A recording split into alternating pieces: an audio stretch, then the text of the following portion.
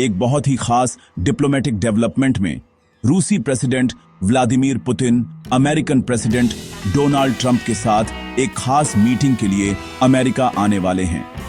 यह जरूरी समिट जो 15 अगस्त 2025 को होने वाला है, वॉशिंगटन DC या न्यूयॉर्क जैसे पावर के ट्रेडिशनल जगहों पर नहीं होगा, बल्कि अलास्का के ऊबड़ खाबड़ और बड़े लैंडस्केप में होगा। यह विजिट इंटरनेशनल रिलेशंस में एक खास मोमेंट है। यह प्रेसिडेंट पुतिन की 2015 में यूनाइटेड नेशंस जनरल असेंबली में अपनी स्पीच के बाद अमेरिकन जमीन पर पहली ट्रिप है और कुल मिलाकर उनकी 8वीं विजिट है। दुनिया का ध्यान अब पूरी तरह से इस दूर दराज के कोने पर टिका है, जहां दुनिया के दो सबसे ताकतवर लीडर्स के बीच आमने सामने की बातचीत का नतीजा क्या होगा, इसका इंतजार है। इस हाई स्टेक्स मीटिंग का मेन एजेंडा एक ऐसा टॉपिक है जो सालों से ग्लोबल हेडलाइंस में छाया हुआ है, यूक्रेन में चल रही जंग। इस बातचीत को शांति का रास्ता खोजने और एक ऐसे कॉन्फ्लिक्ट को खत्म करने की एक जरूरी कोशिश के तौर पर देखा जा रहा है, जिसने बहुत ज्यादा दुख और जियोपॉलिटिकल इंस्टेबिलिटी पैदा की है। प्रेसिडेंट ट्रंप के लिए यह समिट उनके एडमिनिस्ट्रेशन की डिप्लोमेटिक स्ट्रेटजी का एक टेस्ट है, जिसका मकसद यह साबित करना है कि डायरेक्ट बातचीत से ठोस नतीजे मिल सकते हैं। प्रेसिडेंट पुतिन के लिए यह दुनिया के मंच पर रूस का पक्ष रखने और यह जानने का एक मौका है कि क्या बातचीत से कोई समझौता हो सकता है। इसके इम्प्लीकेशन बहुत बड़े हैं, क्योंकि इस बातचीत से ईस्टर्न यूरोप का सिक्योरिटी मैप फिर से बन सकता है और रूस और वेस्ट के बीच के रिश्ते फिर से तय हो सकते हैं। यह मीटिंग बैक चैनल डिप्लोमेसी और सावधानी से की गई प्लानिंग का नतीजा है। प्रेसिडेंट ट्रंप के स्पेशल एनवॉय स्टीव विटकॉफ हाल ही में प्रेसिडेंट पुतिन के साथ शुरुआती बातचीत के लिए मॉस्को गए थे, जिससे अलास्का समिट की नींव रखी गई। इन शुरुआती बातचीत से एक खुली और मुश्किल बातचीत के लिए माहौल बनाने में मदद मिली है। इस बीच प्रेसिडेंट पुतिन चीन, भारत, ब्राजील और साउथ अफ्रीका के लीडर्स सहित दूसरे ग्लोबल पावर्स के साथ भी एक्टिवली जुड़ रहे हैं, शायद ब्रिक्स देशों से सपोर्ट इकट्ठा करने और एक यूनाइटेड फ्रंट पेश करने के लिए। यह पेचीदा डिप्लोमेटिक डांस, इसमें शामिल मुद्दों की कॉम्प्लेक्सिटी और ट्रंप पुतिन बातचीत के नतीजे में ग्लोबल इंटरेस्ट को दिखाता है। जगह का चुनाव, टॉपिक की गंभीरता और इसमें शामिल लीडर्स की पर्सनालिटीज ने मिलकर बहुत ज्यादा अटकलों और इंतजार का माहौल बना दिया है।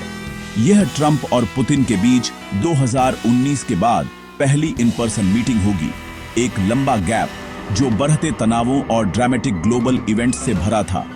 जैसे जैसे दुनिया 15 अगस्त का इंतजार कर रही है, हर कॉन्टिनेंट के ऑब्जर्वर संभावित नतीजों पर बहस कर रहे हैं। क्या यह यूक्रेन में जंग के अंत की शुरुआत होगी या सिर्फ एक लंबी और कॉम्प्लेक्स जियोपॉलिटिकल सागा का एक और चैप्टर? इसका जवाब अलास्का की ठंडी साफ हवा में है, जहां इतिहास बनने का इंतजार कर रहा है।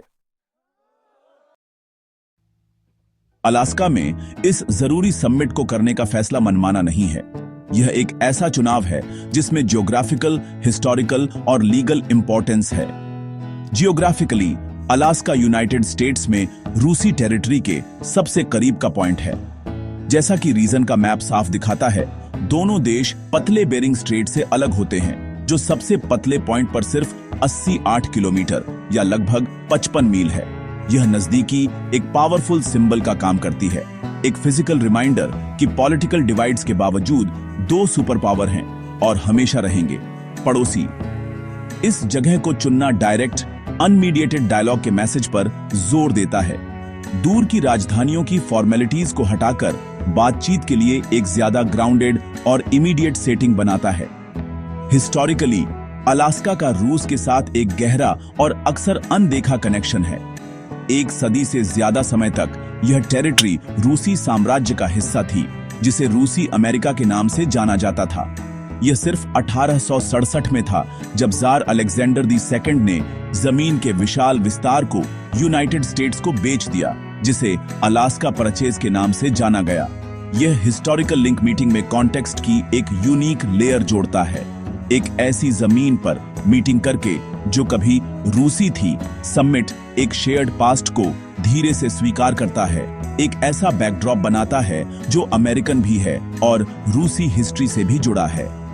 यह हिस्टोरिकल रेजोनेंस बातचीत के लिए एक यूनिक एटमॉस्फेयर प्रोवाइड करता है, जिसका मकसद टेरिटोरियल डिस्प्यूट्स और हिस्टोरिकल क्लेम्स पर केंद्रित एक कॉन्फ्लिक्ट को सुलझाना है। ज्योग्राफी और हिस्ट्री के अलावा अलास्का को चुनने का एक जरूरी लीगल रीजन भी है। यूनाइटेड स्टेट्स रोम स्टैच्यू उस ट्रीटी का सिग्नेटरी नहीं है जिसने इंटरनेशनल क्रिमिनल कोर्ट की स्थापना की थी। 2023 में आईसीसी ने यूक्रेन में कथित वॉर क्राइम्स के सिलसिले में प्रेसिडेंट पुतिन के लिए अरेस्ट वारंट जारी किया था। अमेरिकन जमीन पर मीटिंग की मेजबानी करके यूएस गवर्नमेंट आईसीसी वारंट पर कार्रवाई करने की किसी भी लीगल ऑब्लिगेशन से बच जाती है, जिससे एक जरूरी डिप्लोमेटिक बाधा हट जाती है जो ऐसी मीटिंग को ज्यादातर यूरोपीय देशों में इम्पॉसिबल बना देती। शांति की तलाश के मकसद से इस डायरेक्ट हाई लेवल एंगेजमेंट को फैसिलिटेट करने में यह प्रैक्टिकल कंसिडरेशन जरूरी था। आखिरकार अलास्का का चुनाव डिप्लोमेटिक स्टेज क्राफ्ट का एक मास्टर स्ट्रोक है। यह सिंबॉलिक मैसेजिंग को प्रैक्टिकल सॉल्यूशंस के साथ मिलाता है, जिससे मुश्किल बातचीत के लिए एक अनुकूल माहौल बनता है। जगह खुद ही बहुत कुछ कहती है। यह दो दुनियाओं के बीच एक पुल को दर्शाती है, एक सीमा जहां पुराना इतिहास नई पॉलिटिकल रियलिटीज से मिलता है। जैसे जैसे प्रेसिडेंट ट्रंप और पुतिन मिलने की तैयारी कर रहे हैं, अलास्का का जंगल एक ऐसे समिट का मूक गवाह बनेगा जो ग्लोबल सिक्योरिटी के फ्यूचर के बारे में उतना ही है जितना कि एक शेयर्ड और कभी-कभी विवादास्पद पास्ट की गूंज के बारे में। सेटिंग खुद ही एक स्टेटमेंट है कि यह मीटिंग अलग है, जिसका मकसद अतीत से अलग होकर एक नया रास्ता बनाना है। जैसे जैसे दो लीडर अपनी बातचीत की तैयारी कर रहे हैं, समिट का मूल यूक्रेन में जंग को खत्म करने के लिए एकदम अलग डिमांड्स और विजन के इर्द गिर्द घूमता है। स्टेक्स इससे ज्यादा नहीं हो सकते। एक संप्रभु राष्ट्र का फ्यूचर और यूरोप की स्थिरता स्टेक्स पर है। प्रेसिडेंट ट्रंप ने पब्लिकली एक डील करने की इच्छा जताई है, यहां तक कि यह भी सुझाव दिया है कि एक संभावित शांति समझौते में कुछ टेरिटरी की अदला बदली शामिल हो सकती है।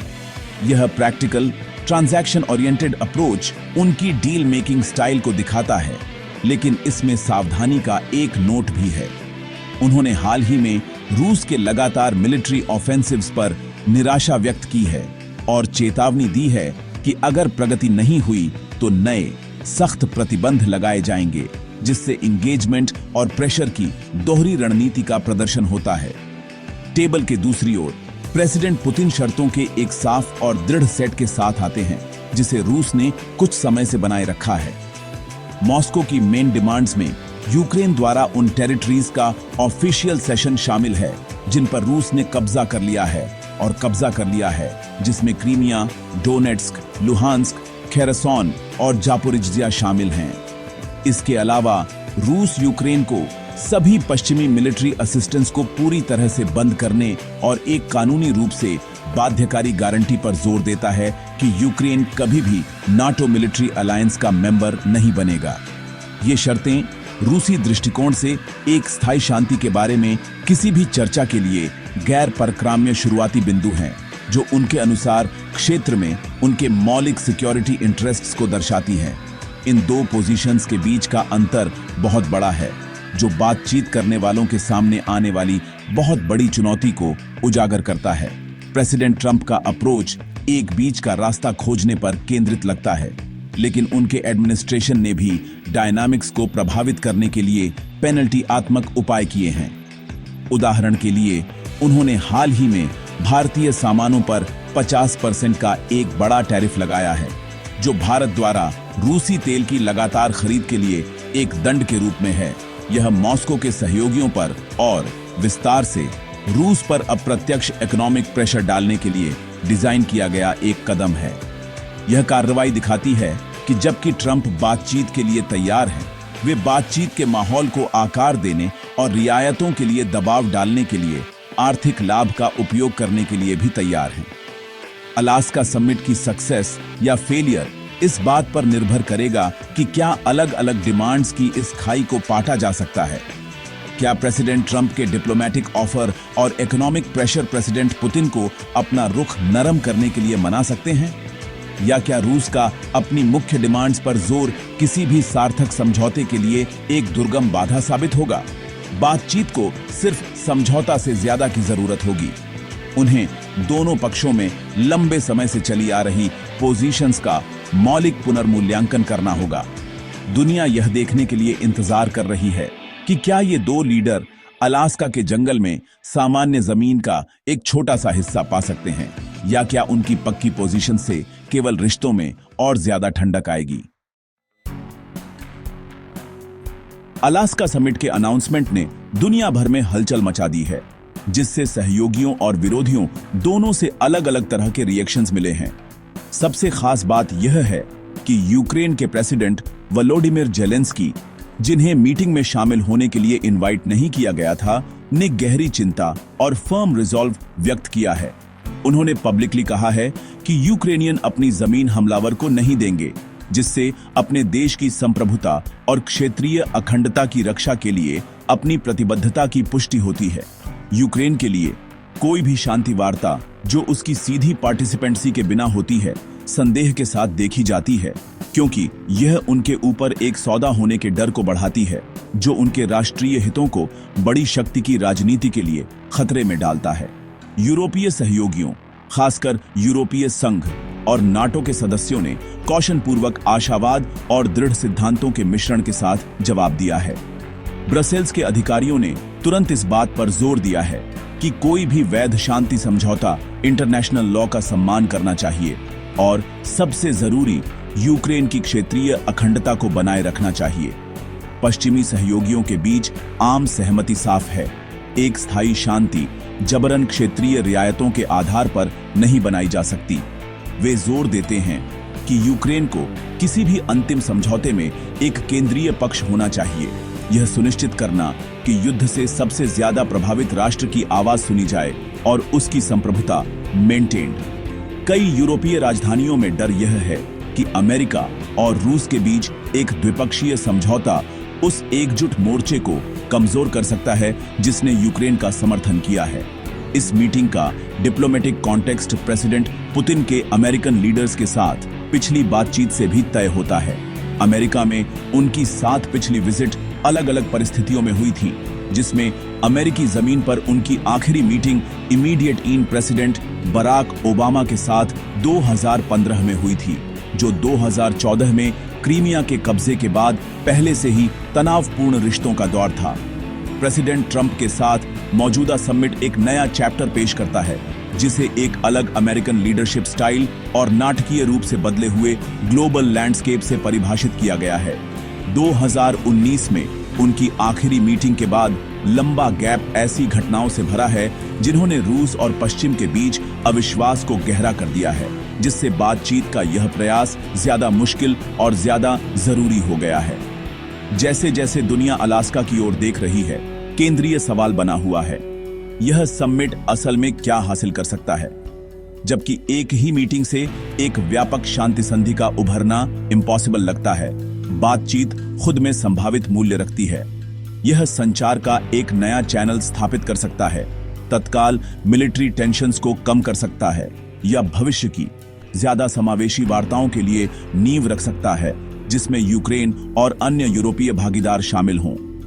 आगे का रास्ता चुनौतियों से भरा है, लेकिन संघर्ष से थकी दुनिया के लिए दो शक्तिशाली प्रतिद्वंद्वियों को बातचीत के लिए बैठे देखना आशा की एक नाजुक किरण प्रदान करता है। इस ऐतिहासिक मीटिंग की विरासत इस बात से तय होगी कि क्या यह शांति की दिशा में एक सच्चा कदम बनता है या सिर्फ एक चल रहे संघर्ष में एक फुटनोट।